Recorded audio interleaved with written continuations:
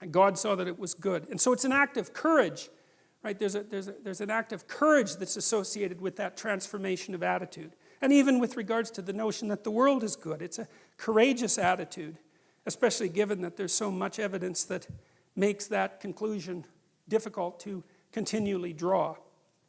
But the alternative seems to me to be far worse. So there's God again with the sun behind him, because he's associated with the solar consciousness, and he's creating all these strange, wonderful creatures, and you know, it's a, and people say, well, you know, the idea of God as an old man in the sky, let's say, that's primitive. It's much more better to think about it as a, much more better? Jesus. Anyways, it's more sophisticated to think of the divine essence as a disembodied spirit or something like that. But you know, that's not so obvious either, because as I already pointed out, there isn't anything that's more complicated than a human being. And so the idea that the divine is something that's at least as complicated as a human being strikes me as something that's actually quite reasonable. And I know it's a metaphor, although I don't know to what degree it is a metaphor, and it's also something that's embodied. And that's also a very interesting notion, you know, because it's become increasingly obvious as we've tried to do such things as produce artificial intelligence, that it's very difficult to produce an intelligence or perhaps a consciousness that isn't embodied in some manner. It can't be just a spirit without form. And I think that's part of the reason too why Christianity puts so much emphasis at the end of time on the resurrection of the body, because there's a drive in there to ennoble the idea of the body, not just the spirit, the consciousness that floats abstractly above the body, but to say that, no, you can't do that. You can't just shed that part of you that's heavy and material, so to speak, and leave it behind as if it's of no value. You have to ennoble that as well. And that idea is also linked to the representation of God as a human being, and as a wise human being, and as something that's embodied. And so, at least from the metaphorical perspective, I don't think it's reasonable just to brush your hands across it and say, well, that's primitive. Because I don't think it is. I don't think it's primitive at all. And then God said, let us make man in our image, after our likeness. And it's our, because, well, this is part of the priestly story. There's, as I said, a number of sources for the Old Testament. And in the priestly version, if I remember correctly, it's Elohim. That may be wrong. It doesn't matter, but precisely it doesn't matter, because the notion is that the God who's in the background of this story has a kind of plurality of being, right? And it looks like the idea of monotheism arose with great difficulty across time, because there are lots of powers, and the idea that there's a power of powers was something that it wasn't easy for people to figure out, you know, and because what's constant across sources of power? Well, some kind of meta power, but it's hard to figure out what that is, and that's what's being represented by the movement, as far as I can tell, from polytheism to monotheism. It's the observation that there are powers that determine the destiny of people, at least in part, that you're subject to. And then the idea that there's something common across all those powers that you can represent, partly, say, with the idea of the sun rising in the morning and fighting its way out of the darkness at night, and that's associated with consciousness and sovereignty. There's very, very... See, one of the things that bothers me about simple-minded atheism, and I would say the simple-minded atheism is of the sort that regards these stories as nothing but simple superstitions, is that it's very, very poorly informed. Because whatever these stories are, they are not merely simple superstitions. They weren't conjured up by some cabal of priests to bamboozle the masses, even though they were used for that purposes from time to time. It's much, much more complicated than that. They have a very ancient lineage, and they're tied together with all sorts of other stories. And there's an emergent wisdom in them, and I think the right way to view them is as the birthplace of sophisticated philosophical ideas. And so you have to wrestle with these stories. You can't just... And I said already that I'm going to be as rational as I possibly can in my discussion of these stories, and not refer to anything metaphysical except when that's absolutely necessary, even though I don't want to eliminate the possibility of a metaphysical reality, because I think that's premature. But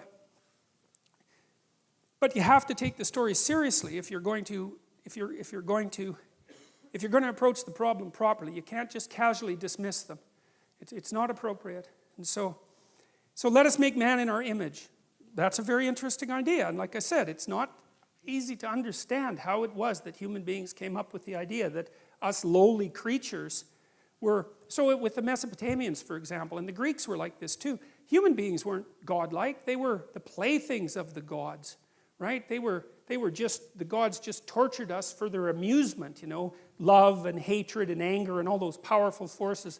We were just playthings to the gods. There wasn't anything particularly divine about us. The notion that in some sense we partake of the divine that's a staggering idea. And you don't want to underestimate the difficulty that there was in abstracting that, or the utility of that idea for our current mode of being.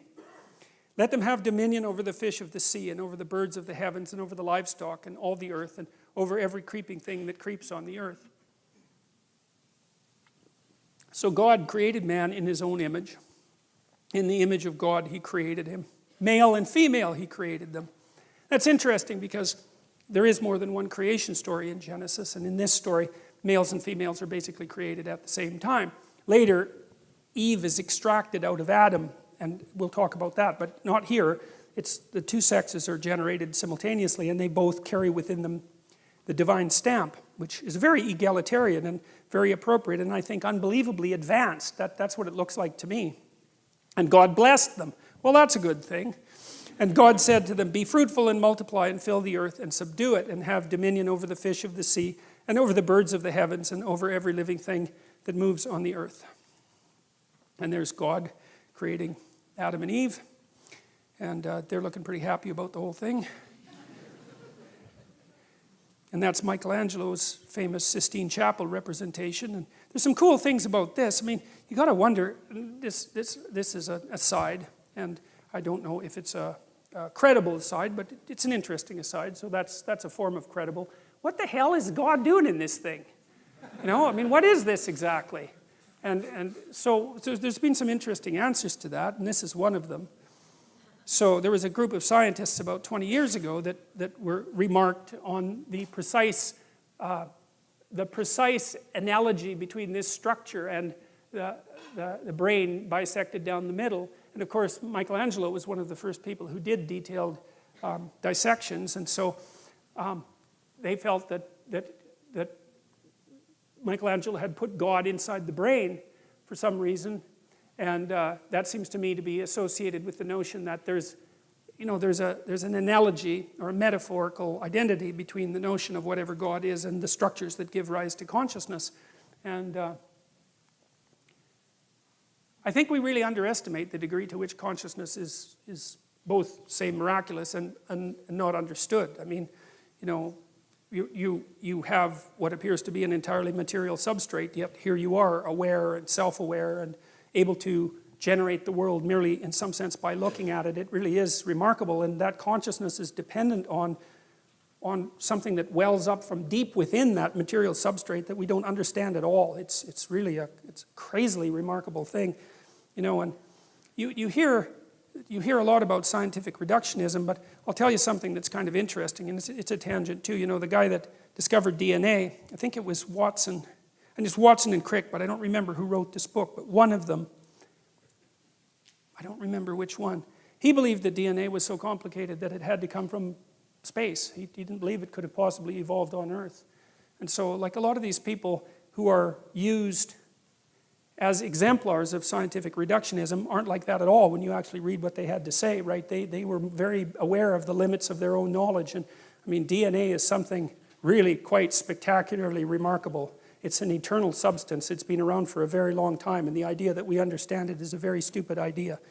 And I would say that the same thing applies to the brain. Like we're scratching away at the surface of something we don't understand at all. And so it's quite interesting, I think, that, and maybe Michelangelo had enough gall to do that. It's certainly possible. I mean, he had enough gall to do dissections when the cost of that was death. You know, he had to rob corpses essentially to go and do it. So he wasn't, I would say, not particularly politically correct.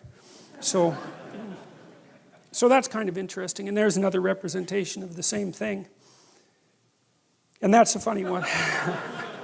I had to throw that in. I don't know how many of you know this, but there's this joke in the atheist community. I think it might have been started by Richard Dawkins, but that might be wrong, that it was just as reasonable to believe in the flying spaghetti monster as it was to believe in God. And that's the flying spaghetti monster, by the way.